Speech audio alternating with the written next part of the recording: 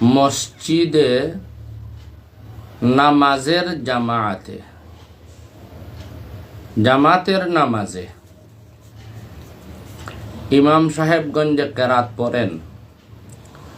এই কেরাতকে আরো বেশি জোরদার করার জন্যে, আওয়াজ আরো বেশি বড় হওয়ার জন্যে অথবা আওয়াজ সুন্দর করার জন্যে বিভিন্ন প্রকারের যন্ত্র বের হয়েছে।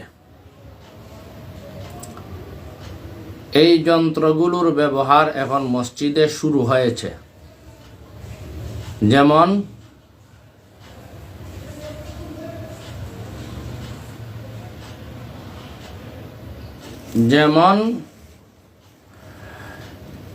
ইকো আজকাল ব্যবহার করা শুরু হয়েছে।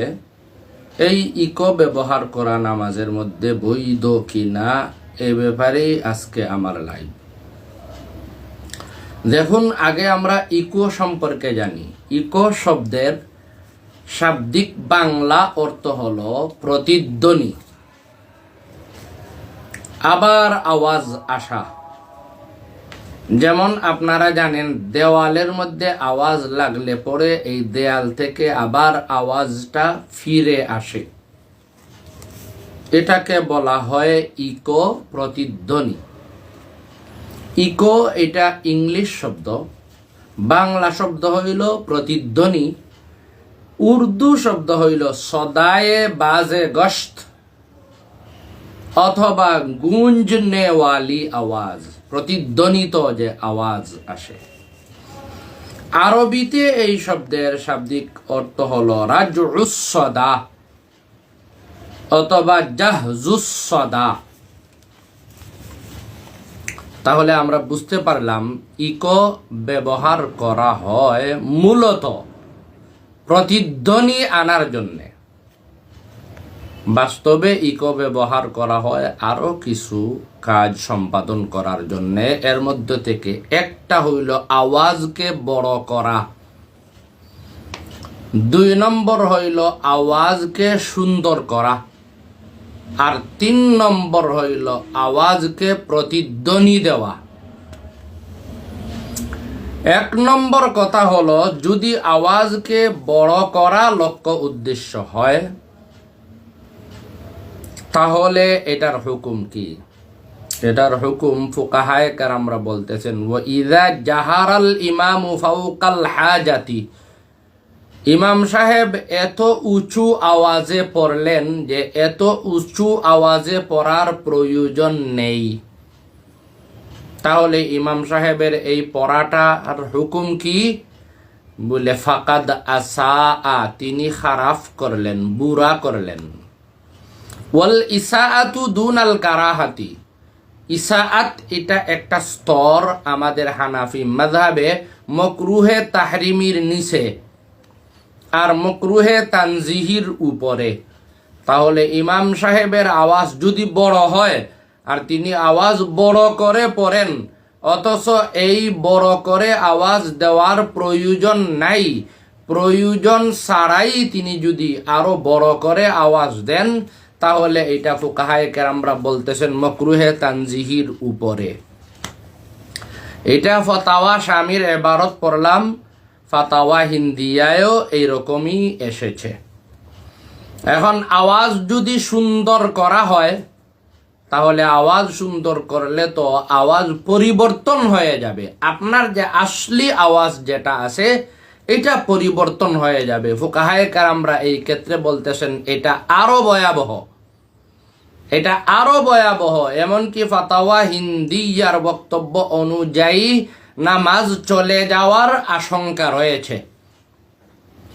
অতএব আওয়াজ সুন্দর করার জন্য যে যদি ইকো ব্যবহার করা হয় এটাও নিষিদ্ধ, ঠিক তেমনি ভাবে আওয়াজ বড় করার জন্য যদি ইকো ব্যবহার করা হয় এটাও নিষিদ্ধ। ঠিক তেমনি ভাবে যদি আওয়াজ প্রতিধ্বনি দেওয়ার জন্য ব্যবহার করা হয় তাহলে এখানে কয়েকটি ব্যাপার রয়েছে। যদি তাকরারুল হুরুফ, হরফ বারবার উচ্চারণ হয়, তাহলে হিন্দিয়ার ফাতাওয়া অনুযায়ী আপনার নামাজ ফাসেদ হওয়ার আশঙ্কা রয়েছে। ঠিক তেমনিভাবে আরবের যে উলামায়ে কেরামরা ফাতাওয়া ইবনু উসাইমিনের ফাতাওয়া অনুযায়ী, এইভাবে ফাতাওয়া বিন বাজের ফাতাওয়া অনুযায়ী, ফাতাওয়া আল্লাজনাতুদ দাইমা যেটা আরবের সর্বক্ষেত্রে চলে, এই ফাতাওয়া অনুযায়ী তাদের নামাজ ফাসেদ হয়ে যাওয়ার আশঙ্কা। তারা বলতেছেন ফাহারামুন, এটা হইল হারাম। অতএব প্রতিধ্বনি যে আওয়াজে দেয় ইকো, এটা কোনো অবস্থাতেই ব্যবহার করা যাবে না। এটা যে ব্যবহার করা যাবে না, এটার পক্ষে কি দলিল? নবী করিম সাল্লাল্লাহু আলাইহি ওয়াসাল্লাম থেকে রেওয়ায়ত বর্ণিত, আবু দাউদ শরীফেও রেওয়ায়ত আছে, এইভাবে তিরমিজি শরীফেও রেওয়ায়ত আছে। নবী করিম সাল্লাল্লাহু আলাইহি ওয়াসাল্লাম একটি নামাজ শেষ করলেন, যে নামাজের মধ্যে উচ্চ সুরে কেরাত ছিল। নবী করিম সাল্লাল্লাহু আলাইহি ওয়াসাল্লাম নামাজ শেষ করেই বললেন, হাল কারাআ মাই আহাদুম মিনকুম আনিফান, তোমাদের মধ্য থেকে এই মাত্র একটু আগে যে আমি নামাজটা পড়েছি, এই নামাজের মধ্যে কেউ কি কেরাত করেছে? এক সাহাবী ইতিরাফ করলেন, স্বীকার করলেন, জি হ্যাঁ আমি পড়েছি। নবী করিম সাল্লাল্লাহু আলাইহি ওয়াসাল্লাম তখন বললেন, মুতাআজ্জিব হয়ে, আশ্চর্য হয়ে বললেন, ইন্নি আকুলু মা লি উনাজাউল কুরআনা, আমার কি হলো যে আমি কোরআনের সাথে ঝগড়া করতেছি, তথা আমি কোরআন পড়তে চাইতেছি, অথচ কোরআন আমার মুখ দিয়ে আসতেছে না, কষ্ট হচ্ছে আমার পড়তে। কেন এটা হচ্ছে? যেহেতু পিছনে একজন পড়তেছে, পড়ার কারণে নবী করিম সাল্লাল্লাহু আলাইহি ওয়াসাল্লাম পড়তে ডিস্টার্ব হচ্ছে। তাহলে আওয়াজ যদি প্রতিধ্বনি হয়, যেমন মনে করেন আল্লাহু আকবার বললাম, তো বার শব্দটা বার এইভাবে আওয়াজ হয়। ইকো যত বেশি দিবেন তত বেশি এইভাবে কি হবে? প্রতিধ্বনি হবে। ঠিক তেমনি ভাবে মনে করেন সামি আল্লাহু লিমান হামিদাহ, দাহ দাহ দাহ, এইভাবে হইতে থাকে, এইভাবে প্রতিধ্বনি হইতে থাকে। এখন আপনি একটু চিন্তা ফিকির করে দেখেন তো, ইমাম সাহেব কেরাত পড়বেন, আর মুসল্লিদের জন্য জরুরি হইল ইস্তিমা এবং ইনসাত। তারা কি করবে? খুব লক্ষ্য করে শুনবে ইমাম সাহেবের কেরাতটা। এখন যদি কেরাতে কি হয়? প্রতিধ্বনি হয়, তাহলে ইমাম সাহেব বলতেছেন কথার কথা, লাআল্লাকুম তুফলিহুন, শেষে নুন আছে, তুফলিহুন নুন, এইভাবে আওয়াজ হচ্ছে। এরপরে কিন্তু ইমাম সাহেব কেরাত শুরু করে দিয়েছেন। ইমাম সাহেবের ওই কেরাতও শোনা যাইতেছে, আর ওই যে আগের যে আপনার তুফলিহুনে গিয়ে শেষ করেছিলেন, এটারও নুন শোনা যাচ্ছে। তাহলে মুসল্লিরা এখন কোনটা শুনবে? তারা কি নুন শুনবে? শেষের যে আয়াতের নুন রয়ে গেছে, এটারও প্রতিধ্বনি হচ্ছে, এটা শুনবে? নাকি ইমাম সাহেবের পড়াটা, পরবর্তীতে যে ইমাম সাহেব পড়তেছেন, এটা শুনবে? তাহলে ইমাম সাহেবের পড়া শুনতে এই ইকু অবশ্যই ডিস্টার্ব করে। অতএব যেহেতু এটা কি করে? ডিস্টার্ব করে, তাহলে এটা অবশ্যই পরিত্যাজ্য। ফুকাহায়ে কেরামরা বলতেছেন এটা অবশ্যই পরিত্যাজ্য। যেমন আপনি দেখেন দারুল উলুম দেওবন্দের ফাতাওয়া, অনলাইনের ফাতাওয়া, এটা হইল ফাতাওয়া নম্বর 54593। এই ফাতাওয়া নম্বরে বলা হয়েছে এটা অবশ্যই মাকরু।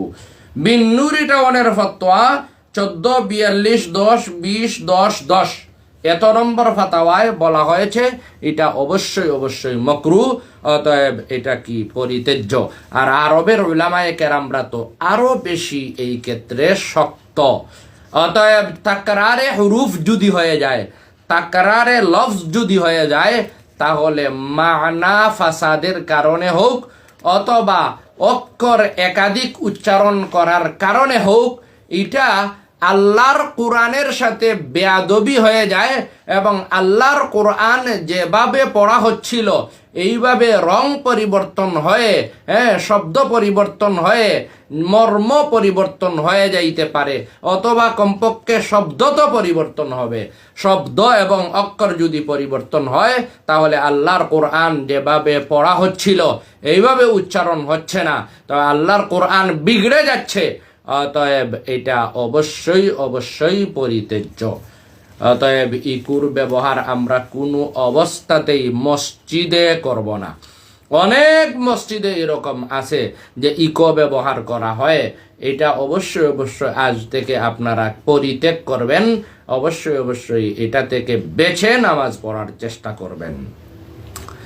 আমার মসজিদে যখন ইকো লাগানোর কথা, তখন আমার সামনে কোনো মাসআলা নাই।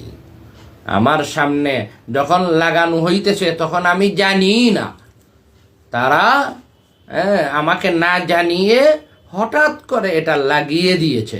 তবে একজন ছিলেন, তিনি মাদ্রাসায় পড়েছেন, একজন দায়িত্বশীল, তিনি কি করেছেন, ইকুটা একটু কমিয়ে দিয়েছেন। কিন্তু আমি বুঝেছি এখানে ইকু দেওয়া হয়েছে।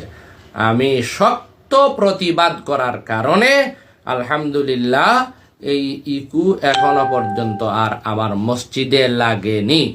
আমার সামনে তখন কোনো দলিল আদিল্লা ছিল না, কিন্তু আমার সামনে এই দলিলটা উদয় হয়েছিল। মালি উনাজাউল কোরআন, পিছনে একজন কোরআন পড়তেছে, নবী উচ্চসুরে পড়ার কারণে তিনি নিশ্চয় উচ্চসুরে পড়বেন না, একটু নিম্ন স্বরে পড়বেন অথবা একদম আস্তেই পড়বেন, কিন্তু এই আস্তে পড়ার কারণেও নবী করিম সাল্লাল্লাহু আলাইহি ওয়াসাল্লামের ডিস্টার্ব হচ্ছে। অতএব ইকুতে যদি প্রতিধ্বনি হয় তাহলে মুসল্লিদেরও ডিস্টার্বের কারণ হবে, ইমাম সাহেবেরও ডিস্টার্বের কারণ হবে। অনেকগুলো ব্যাপার এখানে আসে। শব্দ বিগড়ে যেতে পারে, অথবা অক্ষর বিগড়ে যাইতে পারে, অথবা আল্লাহর কোরআন যেভাবে হওয়ার কথা এভাবে নাও হইতে পারে। অনেকগুলো সমস্যার কারণে এই ইকু অবশ্যই অবশ্যই পরিত্যাজ্য। অথচ দেখা যাচ্ছে আজকালকে উলামায়ে কেরামরা পর্যন্ত এই ব্যাপারে অনেক গাফেল, এটার দিকে খেয়ালই করতেছেন না। আল্লাহ তাআলা সবাইকে এটার দিকে নজর দেওয়ার তৌফিক দান করুন। ওয়া আখিরু দাওয়ানা আনিল হামদুলিল্লাহি রাব্বিল আলামিন।